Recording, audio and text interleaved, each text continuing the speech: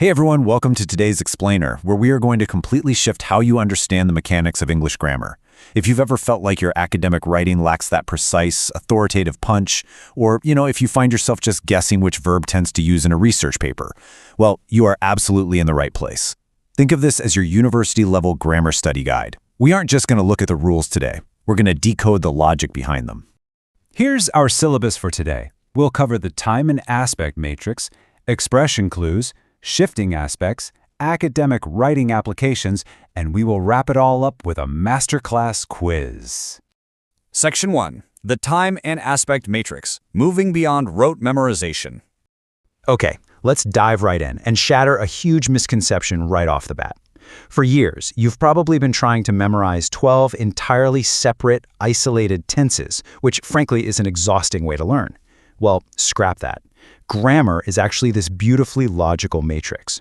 What we traditionally call the 12 tenses are just 12 combinations of two incredibly simple things. First, tense, which is simply your time, past, present, or future. And second, aspect, which is exactly how you experience that verb. Like, is it a completed action or is it painfully, awkwardly still in progress? Think of it like a mental blueprint. You've got your 3 times across the top, past, present, and future. And then your aspects down the side. Simple, perfect, progressive, and perfect progressive. That's it. That is your 12 combinations right there, elegantly mapped out. The simple aspect, that gives us immediate facts. The perfect aspect connects an event to another point in time. And the progressive aspect, that shows us something temporary or changing. Section 2. Expression clues for tenses, decoding the signals in a sentence. Let's pivot from the matrix for a second and talk about the specific expressions that act as vital clues for deciding which aspect you absolutely must use. Language is actually full of little signposts if you know where to look. If you're writing a sentence and you use an expression like last year or every day, you are dealing with complete, immediate facts, so you need the simple aspect.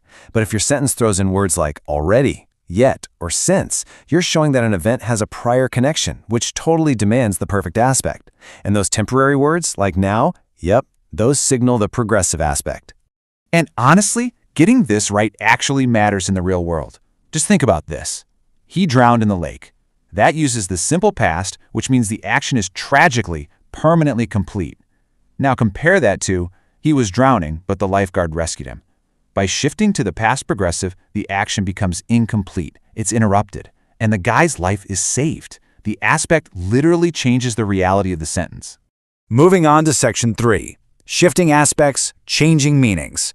The Nuanced World of Stative Verbs. Now, this next part is a massive stumbling block in university papers. We have a category known as stative verbs. These are verbs that indicate absolute stability, things like emotion, comprehension, or appearance. Take the verb hate, for example. We say, I hate coffee to indicate a stable condition. We fundamentally reject the progressive ing form here. I mean, you'd never really hear a native speaker say, I am hating coffee. Just sounds totally off. But here's the catch. Some verbs can actually live in both worlds. And when they shift, their entire meaning shifts with them. Consider the phrase, I think the answer is wrong. Here, think is a stative verb. It represents a firm, locked-in opinion. But shift it to the progressive. I am thinking about the answer. Suddenly, boom, it's no longer a rigid opinion. It's an active, ongoing, temporary process of consideration. Quite a difference, right?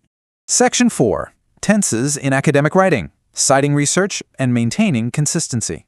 Let's elevate this to the university level. This is where your grade truly gets decided. As an academic, your choice of tense is basically a signal to your reader. You absolutely must use the present tense when you are explaining general laws or current knowledge, like Ohm's law states. Use the past simple to describe exactly what previous researchers did in their methods, like the sample was. And use the present perfect to take a study conducted in the recent past and show its ongoing relevance today, like recent studies have indicated. Let's look at how this plays out when trying to maintain consistency inside a single paragraph. Notice how the author here deliberately shifts completely from the past tense, proposed, into the present tense, is disputed. Why? It's all because of the time-shifting clue words. In 1998, locks that first sentence firmly into the past, while the word now drags that second sentence directly into the present. To avoid those classic pitfalls in your university essays, just follow these 3 exact steps when you're proofreading. First, Pinpoint the exact time of occurrence for the event. Second, actively scan your text for time-shifting words, stuff like now, already, or in 1998. And third, logically adjust your verb tense to match that specific time marker. Basically, do not just stay in the past tense simply because the paragraph started there. Adapt to the markers.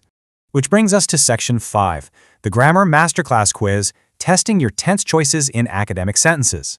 All right, let's put this theory into practice. I've got a challenging quiz for you based on a real published university text, all about the benefits of chocolate. Let's see if you can choose the right academic tense. Here's your first sentence.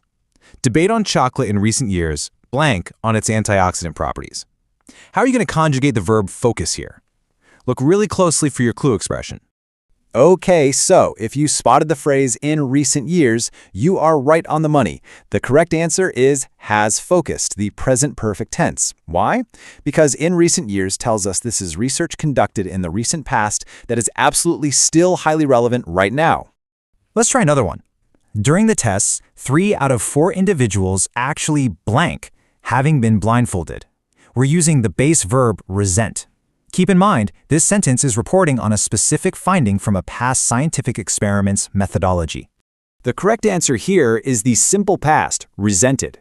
Just like we saw in our academic writing breakdown earlier, you use the simple past to describe exactly what happened as a completed action during a previous researcher's procedure. It's a done deal, a completed fact from that specific past test. All right, final challenge. What tense should express this overarching academic conclusion? Clearly, testing blank always to be conducted within a carefully controlled framework. The base verb here is need. The crucial point here is that we use the simple present needs. Why? Well, because the author isn't talking about one specific past test anymore. They are laying down a general, unchanging principle, essentially a law, for all future academic testing. And general principles always demand the present tense. Fun fact, the actual chocolate study concludes with this incredibly firm, present tense opinion. Chocolate is not a privilege, it is a right. I mean, it's pretty hard to argue with a researcher who defends chocolate that passionately, right? But it really demonstrates how accurate grammar isn't just about following arbitrary rules. It's about giving absolute weight, authority, and clarity to your academic arguments. So, as our explainer wraps up today, I want to leave you with this final question to ponder. If mastering these nuances of time and aspect is the true foundation of your academic voice, how will you use this matrix to purposefully shape the narrative of your next university essay? Don't just guess your verbs, engineer them. Thanks so much for joining me on this deep dive into grammar, and I'll catch you in the next explainer.